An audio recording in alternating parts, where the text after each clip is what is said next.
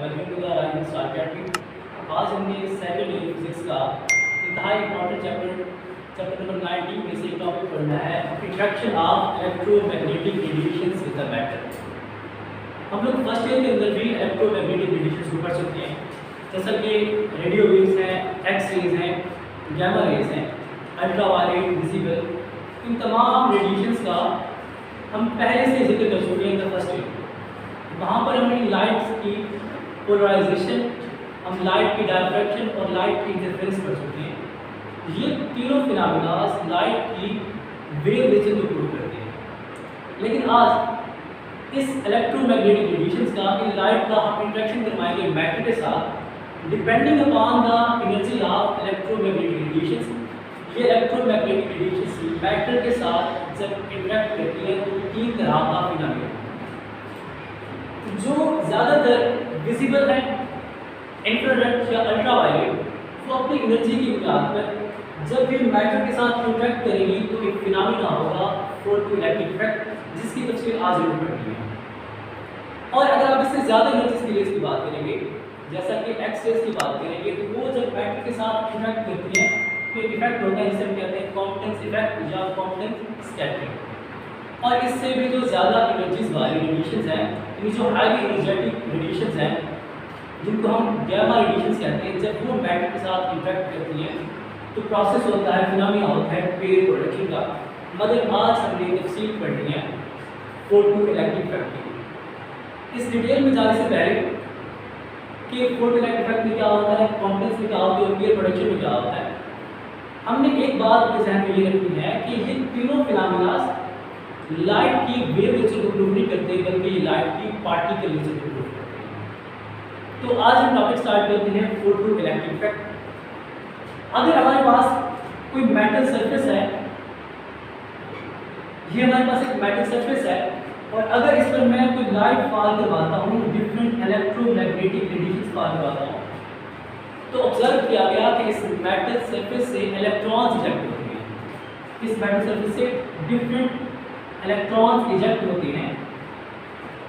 अब क्योंकि ये इलेक्ट्रॉन्स इमिट हो रहे हैं ड्यू टू द लाइट, इससे पहला टॉपिक ब्लैक बॉडी रेडिएशंस के अंदर, और इससे इसी चैप्टर की डिटेल के अंदर भी हम लाइट की एक वर्ड इस्तेमाल करेंगे, एक कंसेप्ट इस्तेमाल करेंगे फोटॉन्स का। तो लाइट को हम in the terms of photons देखते हैं। अब जब ये photons of light in electrons को निकालेंगे तो ये इलेक्ट्रॉन्स निकल रहे हैं ड्यू टू द फोटॉन्स, लिहाजा इन निकलने वाले इलेक्ट्रॉन्स को हम कहते हैं फोटो इलेक्ट्रॉन्स। अब आते हैं इसकी डेफिनेशन की तरफ। डेफिनेशन ये है, the emission of electrons from metal surface. कि मेटल के अंदर से नहीं आगे, बल्कि मेटल की जो हमारे पास एक्सटर्नल सरफेस है उसी में से क्या करेंगे, इलेक्ट्रॉन्स इमिट होंगे।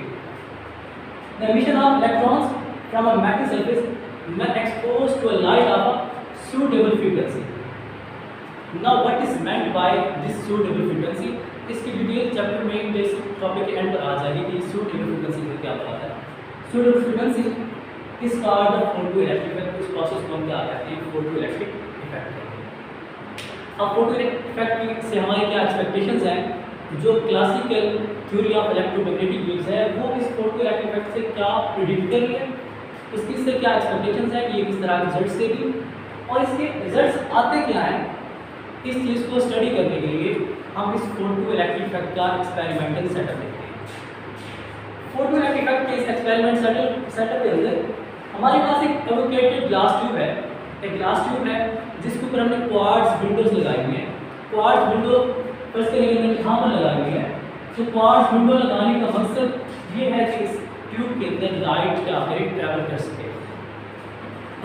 एक हमारे पास एवोकेटेड ग्लास ट्यूब है जिसके अंदर आपने क्वार्ट्ज विंडो लगाई हुई है। इसके अंदर हमने दो इलेक्ट्रोड्स दे दिए, one is cathode and other is anode. ये हमारे पास जो प्लेट है, ये जो हमारे पास एक इलेक्ट्रोड कप है, इसको हम कनेक्ट करते हैं बैटरी के नेगेटिव टर्मिनल से, लिहाजा ये बन जाता है कैथोड। और एक और हमारे पास यहाँ पर इलेक्ट्रोड है जिसको बैटरी के पॉजिटिव टर्मिनल के साथ कनेक्ट करेंगे, इस वजह से वो बन जाएगा एनोड। अब जैसे हम क्या करेंगे, ये सारा सेटअप हम सेट कर दिया, उसके बाद हमें यहाँ पर क्या करना है, एमीटर लगाना है to measure the value of current, और यहाँ पर वोल्टेज हमने कैथोड और एनोड के दरमियान कितना पोटेंशियल डिफरेंस है इसको वेरी करने के लिए हमने यहाँ पर पैरेलल में एक वोल्टमीटर लगाया होगा। अब जैसे ही हम इस क्वार्ट्ज विंडो के थ्रू हम इस कैथोड पर, इस मेटल प्लेट पर जैसे ही हम लाइट को फॉल करवाते हैं तो होता ही है कि यहाँ से इलेक्ट्रॉन्स इजेक्ट होते हैं, जैसा कि हमने डेफिनेशन में पढ़ रखा है। अब इलेक्ट्रॉन्स पर है नेगेटिव चार्ज और इस एनोड पर कौन सी पोलैरिटी है पॉजिटिव, तो ये इलेक्ट्रॉन्स यहाँ से इजेक्ट होंगे, इनके पास काइनेटिक एनर्जी तो होगी, मगर इस एनोड की पॉजिटिव पोलैरिटी की वजह से ये कैथोड से एनोड की जानब क्या करेंगे, ट्रैवल करेंगे। जैसे ये ट्रैवल करेंगे तो ये सर्किट में फ्लो करना शुरू हो जाएंगे। तो आप देखेंगे जैसे ही इलेक्ट्रॉन इस सर्किट के अंदर फ्लो करना शुरू हो जाएंगे तो आपका एमीटर डिफ्लेक्शन शो करेगा।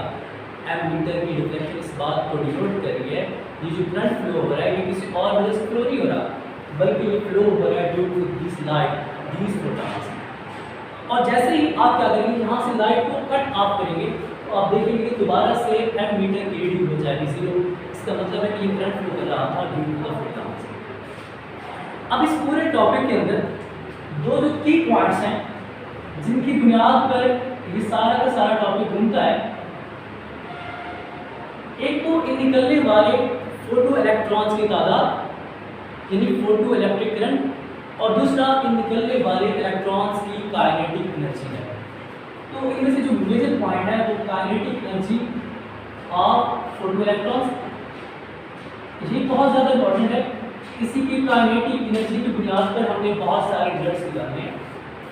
और दूसरा हमारे पास है फोटो इलेक्ट्रिक करंट। इसमें हमारे पास क्वेश्चन ये रहेगा कि ये फोटो इलेक्ट्रिक करंट किस पर डिपेंड कर रहा है और निकलने वाले इलेक्ट्रॉन्स की काइनेटिक एनर्जी किस बात पे डिपेंड कर रही है। तो इसमें सबसे पहले हम इलेक्ट्रॉन्स की काइनेटिक एनर्जी की बात करें।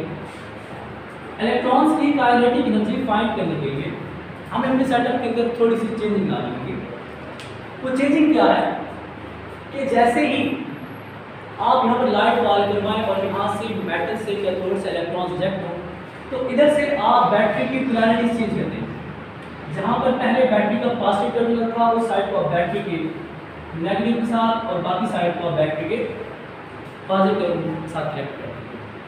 अब ये जो एनोड था अब इस प्लेट पर आ जाएगा नेगेटिव पोलैरिटी और इस पर आ जाएगी पॉजिटिव पोलैरिटी। अब इलेक्ट्रॉन्स यहाँ से इजेक्ट तो होंगे, लेकिन हम देखेंगे कि आहिस्ता आहिस्ता इस एमीटर की रीडिंग कम होना शुरू हो जाएगी। उसकी रीज़न यहाँ पर हमें जानना है वो ये जानना है कि इलेक्ट्रॉन्स पर भी नेगेटिव चार्ज है, सामने वाले एनोड पर भी नेगेटिव चार्ज है। Now negative charge will repel the negative, तो यहाँ पर इलेक्ट्रॉन्स बहुत कम पहुँचेंगे। सिर्फ वही इलेक्ट्रॉन्स पहुँचेंगे कि जिनकी काइनेटिक एनर्जी बहुत ज़्यादा है। कम काइनेटिक एनर्जी वाले इलेक्ट्रॉन्स यहाँ से क्या हो जाएंगे, रिपेल हो जाएंगे, तो आगे पहुँचेंगे नहीं। अब जो ज़्यादा काइनेटिक एनर्जी वाले इलेक्ट्रॉन्स हैं अब भी यहाँ पर क्या करेंगे, पहुँचेंगे।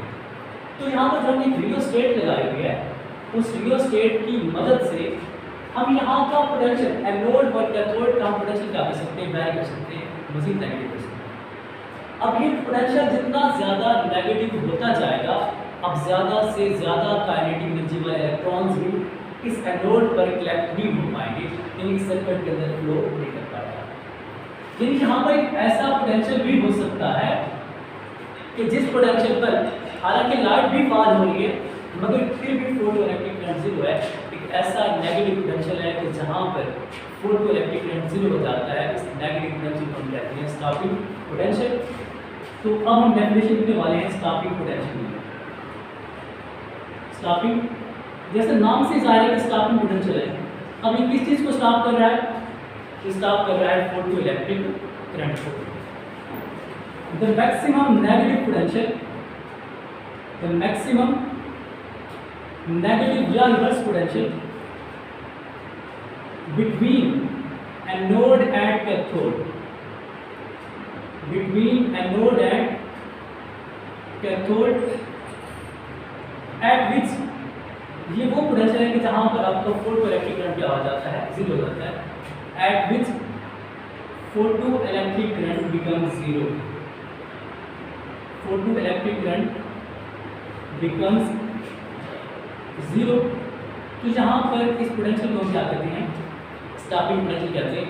अब इस स्टॉपिंग पोटेंशियल का बहुत ज़्यादा रोल है हमारे पास इलेक्ट्रॉन्स की काइनेटिक एनर्जी का।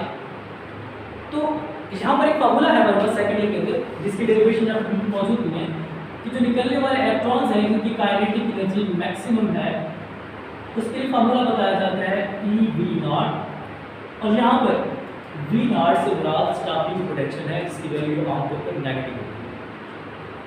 अब यहाँ पर इस स्टॉपिंग पोटेंशियल की वैल्यू रिलेशन हमारे पास किस तरह से आया है, उसके लिए हमें वर्क एनर्जी थ्योरम, जो कि हमने फर्स्ट ईयर के अंदर पढ़ा हुआ है, वर्क एनर्जी थ्योरम की बुनियाद पर हम क्या करेंगे, यहाँ पर हम इलेक्ट्रॉन्स की काइनेटिक एनर्जी का फार्मूला ट्राई करेंगे। इलेक्ट्रॉन्स की काइनेटिक एनर्जी के लिए हमने शायद वर्क का फार्मूला पढ़ा था कि work done on a body is equal to change in its kinetic energy plus change in its potential energy.